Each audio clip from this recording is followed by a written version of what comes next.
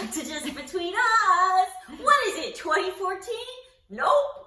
2023, I'm told. I'm Gabe Dunn. I used to be a different thing, and now here we are. This is Allison Raskin. We have a podcast called Just Between Us, and that's like a longer version of this, and then we have a TikTok. Who do you think is going to see this that doesn't already know who we are?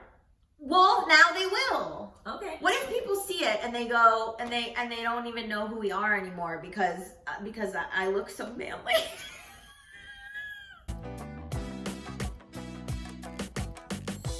So we want to talk about Allison's, like, if you haven't been keeping up, Allison's hard pivot to like mental health content on TikTok. And well, not just on TikTok, but on everything. Well, I'm saying, so you have the book Overthinking About You. You have a new book coming out that's about marriage. Mm-hmm. I have Emotional Support Lady. Emotional Support Lady. That's my mental health brand. Mental health cartoon account. And then your brand, like you do a podcast about it. Well, I have a Substack. You're not really keeping tabs on it. You do a podcast about it. That's through the Substack. I know. It's over now. The podcast is over? Yeah. Oh, did I get to be on it? No. Well, I didn't know what I would have you on to talk about. What did we talk about? Oh yeah, I'm perfectly mentally healthy. The paradigm, in fact. You're like, what mental illness do you have? I don't know, gender dysphoria. Ever heard of it? It's fine. You're allowed to have your own thing, and it's not. Everyone is allowed to have their own things. This is not codependent. Then now you're making mental health stuff on TikTok, and your fiance's in it. And what has the response? Okay, so TikTok can kind of get away from you. Like, this is like our community, right? And then TikTok, it goes viral, it gets away from you. Yeah. So I want to talk to you about, like, how do you feel when like a video goes really viral and people are like judging the mental illness aspect? I'd say the fine line that I walk with the OCD content that I do, is that, and this is something that like I'm internally battling with all the time, is like with OCD, you're not supposed to give in to it, right? Mm-hmm. That's like the general consensus of the best way to treat OCD is like through exposure therapy, and that you are not supposed to give in to the compulsions, and that enabling is really bad and all of this stuff. And so if I show things where it seems like John is enabling me, then there's pushback that like I'm not handling my OCD well, and that partners shouldn't enable their partners with OCD, and like I'm pushing a bad narrative. And I had to sit and reckon with that a little bit. And you know, I think I'm in a place in my life where I just think it is really hard to be alive. And the expectation that every moment of my life I should be in constant battle with my mental illness is just not tenable for me. And the reality is, like, yes, like my partner shouldn't be enabling my OCD. Fine, that's like our big banner. But the reality is, if he didn't sometimes make accommodations for my OCD, we couldn't live together. Right. Or I would be miserable. Or I would be in constant distress all of the time. It's harm reduction. Yeah, and so that's, I mean, honestly, taking a harm reduction approach to my OCD has been like my journey in the last couple of months. And like, it's very different than how I was taught to think about it as like this horrible monster that I have to try to banish at every turn. And now I've gotten to a place where I'm like, I need to fight it when it interferes with my life. Right? So if I'm doing things that are actively interfering with my relationship, I should spend the energy to fight that. But if I'm just wiping down my phone for the 5th time in one day, and like, guess what? Nobody knows and nobody cares, but it like brings me relief. Like, I don't know, like, I just don't give a shit. Yeah. And maybe that makes me a bad mental health advocate, but I think it's good because I think then people won't hold themselves to unrealistic standards. Yeah, like I just find it hard to be like, treat yourself with self-compassion, but also never give in to a compulsion. Like those two things don't exist. And it's been really about like me kind of like redefining my relationship with my OCD lately, where I'm like, this is how I am. Like, I don't want to be in constant battle with myself. And like, could I quote unquote be better? Sure, but at what cost? And am I willing to take that cost? And a lot of times the answer is no. Yeah. But like for things like when I'm depressed, like I know like when I'm entering into a depressive episode, I know that I need to be a little more proactive about that. Or like when my anxiety is out of control. Like, but for certain OCD compulsion stuff, I'm just sort of now this mind of like, like bad ones, sure. But like, oh, I've been showering after I go to grad school. Yeah. Do I wish I wasn't showering after I go to grad school? Sure. Maybe by the end of the semester I won't be. Yeah. But like at this stage where I have so many things going on, to like fight that after like a really long day where I went to fucking grad school, I'd rather just get in the shower. Yeah. Yeah. And there'll be pushback on that. And I think that that's like... I've seen it. I've seen it on your TikTok. Yeah. And I think that what's interesting about the mental health advocacy and activism online is it's very much of one mind. Like this is what works and it works for me and it should work for you.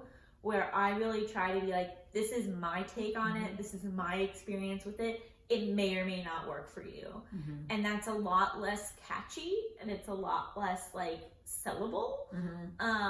But I get really freaked out by people that are like, and this is exactly the thing that will help you. Because nothing works for everybody. Even therapy doesn't work for everybody. Right. Yeah, like I definitely get pushback, but I also see a lot of people being like, I've never been able to talk about it this way. Yeah. Or like, I think one of the really lovely things about activism and talking about our mental health is like, I have lived with something that sometimes I don't know how to describe. Yeah. And then I see someone else describe it because they live with it too. And it's like, oh yes, like it's a way to make sense of it in your mind. And I think that that's a really beautiful thing. That sometimes it's just about sharing the experience instead of needing to share a clear takeaway. Or a cure or something. Or a cure, yeah. You know, I wanted to ask about like using humor. Like, have you ever had someone be like, this isn't funny? Not that your content isn't funny, but that the topic isn't funny. I've had people not understand I'm poking fun at myself. And so like we had one video that was like about me not wanting to be touched by John in a moment. And so it was like, he had his arm around me while talking to my dad, which was like, because I made my dad shoot this TikTok in Mexico. And so I take his arm off me while he's still talking, and then I make him hold his own hand. Yeah. I would never do that in real life. Yeah. Like, I don't, like, actually, like, in a crowd, like, take John's arm off me and, like, make him hold his own hand. But it was, like, a heightened comedic way for me to show that, like, sometimes you don't want to be touched, and it doesn't mean that, like, you don't love your partner. It's just, like, maybe you have sensory issues, maybe you're overstimulated, like, you just don't want to be touched. And, like, that's fine.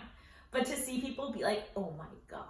If my partner ever did this to me, I would break up with them. Or like, this is so cruel and embarrassing to do to your partner. Like, how dare you? Okay, first of all, so they're empathizing with him and not with you.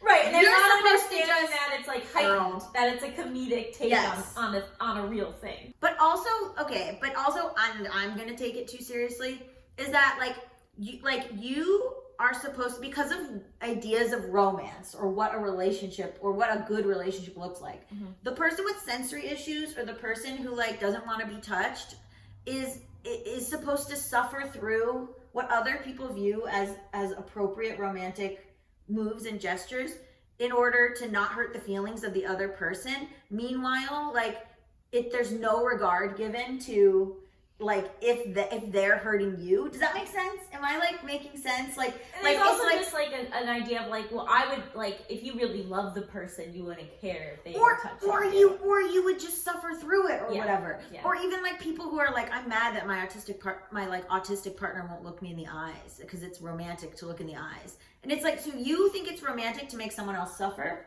That's fucked up. You have to take things with a grain of salt, right? Because then I'm like, okay, I need to just like being more conscientious to like make sure like the next time I do something like that to put like hashtag couple comedy. Yeah. Just to like give a couple like clues that like this is heightened, that this is a joke. Yeah.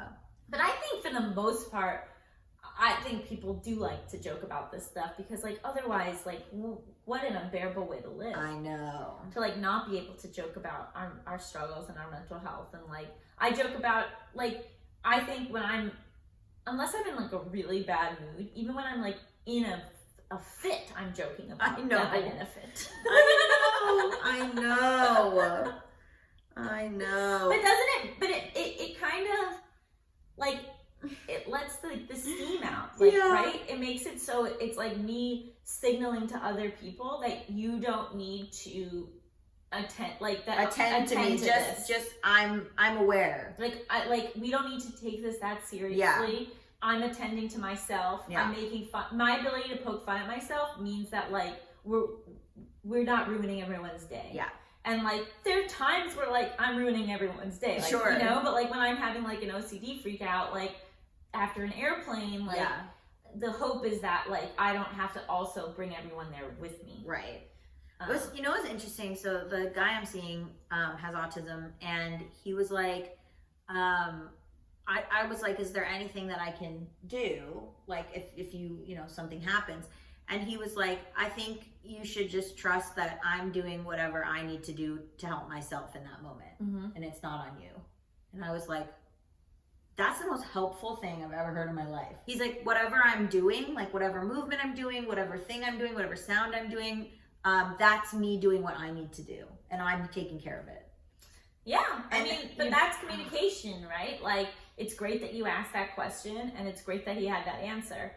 But I also think there'll be times where, like, maybe letting him know that sometimes you can help, or like there is a light rub on the back, or like anything, or like you'll go get dinner because, like, sometimes it's not emotional help that the person needs. It's more like functional help, if that makes sense. So like, I'm overwhelmed, I'm anxious, I don't want to think about making plans for the weekend. So you do that, or like. Removing things off the plate of like everyday life. I feel like it's so helpful. Oh, here it comes. My God. Here it comes. Oh my God. Speak of the devil. Yay! You should stop it. Yeah. But also just end it there. My favorite is comments on TikTok of being like, oh my God, I haven't seen you since BuzzFeed. I'm like, why not? I've been trying so hard. Where are you guys? To maintain my followers. Literally, like, haven't changed names. The thing's been called just between us the whole time.